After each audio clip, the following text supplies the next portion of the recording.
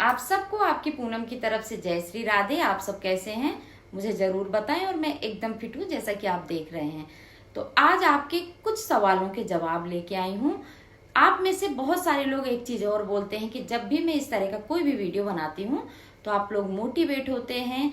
बहुत सारे लोग मुझे बताते हैं कि आपका वीडियो देखने के बाद हमने अपना चैनल बना लिया। बहुत सारे लोग ऐसे बोल रहे हैं कि हमारे अंदर ऐसा हुनर था, जैसे कई लोग बताते हैं कि सिलाई करने का, मेहंदी लगाने का या फिर ट्यूशन पढ़ाने का उनके अंदर हुनर था, लेकिन उन्होंने कभी आजमाया नहीं था। और मेरा वीडियो देखने के बाद उन लोगों ने इन सारी चीजों में हाथ आजमाया, सफलता भी मिल रही है। तो सफलता कोई ऐसी चीज नहीं है कि ऊपर से गिरी और हमने ऐसे हाथ में पकड़ ली। वो तो धीरे धीरे धीरे धीरे मेहनत के हिसाब से आपको सक्सेस मिलती जाती है। लेकिन आज आपको एक चीज और बताऊंगी कि कई लोग बोलते हैं ना कि हम लोग बहुत बड़ी समस्याओं में घिरे हुए हैं, हमें समझ में नहीं आ रहा हम लोग क्या करें। तो महिलाओं के साथ ये एक जिम्मेदारी है। मैं तो ये कहूंगी कि जो महिलाएं कर सकती है ना, वो कोई भी नहीं कर सकता। हर फील्ड में महिलाएं तो आगे ही हैं, आपको पता ही है। दिमाग और शरीर, इन दोनों चीजों से भी महिलाएं पुरुष से आगे हैं। तभी तो बाहर का काम करते हुए उन्हें घर संभालना भी बखूबी आता है। तो अगर आपके ऊपर जिम्मेदारी ज्यादा है तो आप बिल्कुल ना घबराएं। आप उस काबिल हैं, तभी भगवान ने आपको वो जिम्मेदारियों के बीच में डाला है। आपने देखा होगा कई लोगों की जिंदगी बड़े ऐसे कट जाती है, बैठे बैठे कट जाती है। कुछ खास काम धाम नहीं, कोई एक्स्ट्रा जिम्मेदारी नहीं। तो आप उन लोगों को देख के ज्यादा खुश ना हुआ करें, क्योंकि ऐसे लोगों को भगवान जानते हैं कि इनके ऊपर जो भी हम जिम्मेदारी डालेंगे ना तो ये निभा नहीं पाएंगे। इसीलिए उनको जिम्मेदारी से मुक्त किया जाता है। आपने एक चीज कभी नोटिस की है कि भगवान जी के पास रेस्ट करने का समय नहीं है, बिल्कुल भी। भगवान जी कितना काम करते हैं। देखिए मंदिरों में हम लोग दिन में जाते हैं, पूरा दिन हम लोग मंदिर में लाइन लगा के खड़े रहते हैं। सबकी अपनी अपनी डिमांड होती है, सब भगवान जी से कुछ ना कुछ मांगते हैं।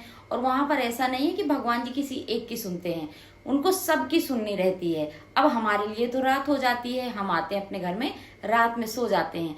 लेकिन आपने देखा है कि हमारी कंट्री में रात होती है, विदेश में तो दिन हो जाता है। तो भगवान जी वहां भी तो बैठे हैं, तो वहां के लोग फिर भगवान जी से वही प्रार्थना और अर्चना करना शुरू कर देते हैं। तो भगवान जी तो सोए ही नहीं, भगवान जी पहले भारत में रहे और फिर विदेश में जगते रहे, है ना। ऐसा ही है ना। तो भगवान जी के ऊपर कितनी बड़ी जिम्मेदारी है। तो आप ये सोच सकते हैं कि जो जितना बड़ा होता है उतना ही जिम्मेदार होता है। कई बार मेरे पास मैसेज आते हैं, आप बोलते हैं कि फैमिली अच्छी नहीं है, सपोर्ट नहीं करती, उन्होंने हमको धोखा दिया, उन्होंने हमारे बारे में बुरा बोला।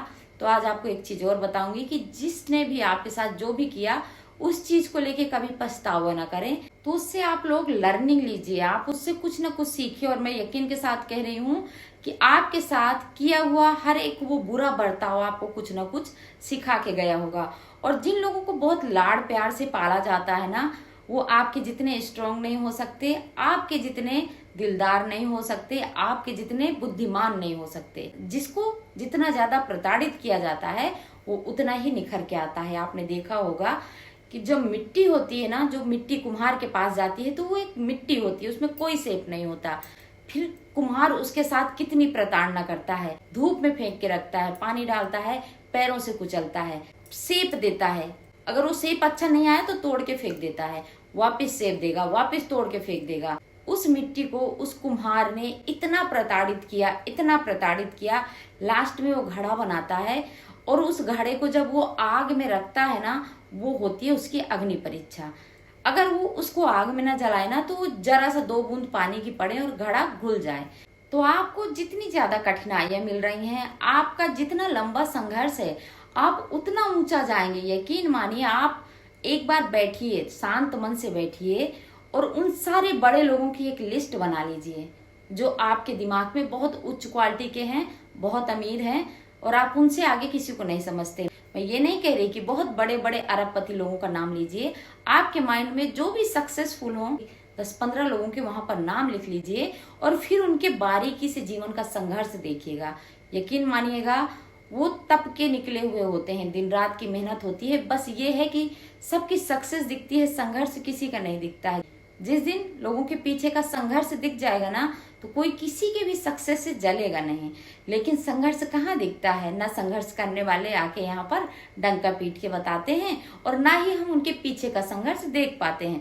हम तो देखते हैं चकाचौंध भरी जिंदगी, बड़े बड़े नोटों की गड्डी, साथ ही साथ बहुत सुंदर सी कार, बहुत बड़ा बंगला, बहुत खुशनुमा जिंदगी, ऐशो आराम की लाइफ। लेकिन उसके पीछे उन्होंने क्या किया वो आपको कभी पता नहीं चलता है।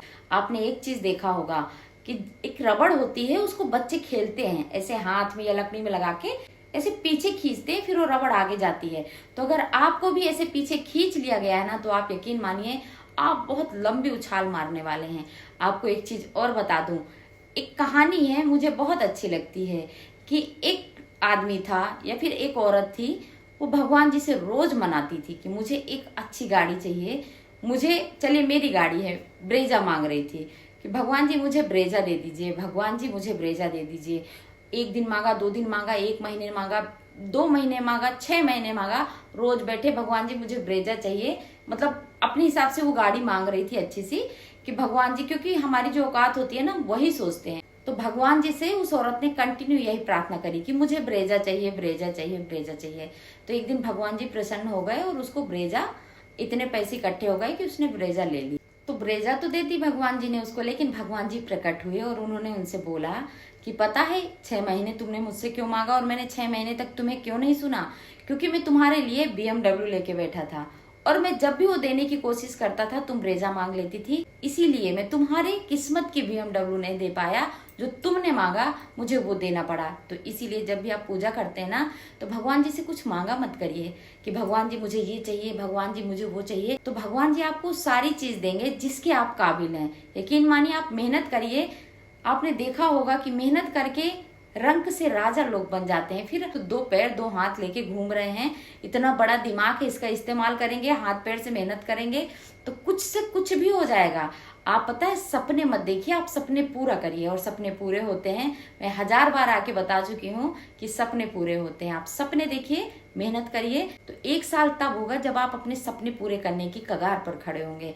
बस उसके लिए आपको मेहनत, ईमानदारी से मेहनत, और सबसे पहली बात तो भगवान जी पर विश्वास और खुद पर भरोसा करना चाहिए। तो बस फिर आज के कुछ सवाल आपके लूंगी। आप लोगों ने मुझसे लगातार पूछा कि मैं ये जो माइक लगाती हूँ इससे आवाज कैसी आती है और ये कितने का है। तो आवाज कैसी आती है ये तो आप ही लोग मुझे बताएंगे, क्योंकि मैं पहले बिना माइक का वीडियो आपके साथ शेयर करती थी। करीब 15 से 20 दिन हो गए हैं मैंने ये माइक लिया है और मैं माइक का वीडियो आपके साथ शेयर करती हूँ। माइक में ही मैं वॉइस रिकॉर्ड करती हूँ और फिर आपके साथ वीडियो शेयर करती हूँ। तो पहले ज्यादा क्लियर था कि अब ज्यादा क्लियर है, आप लोग मुझे जरूर बताइएगा।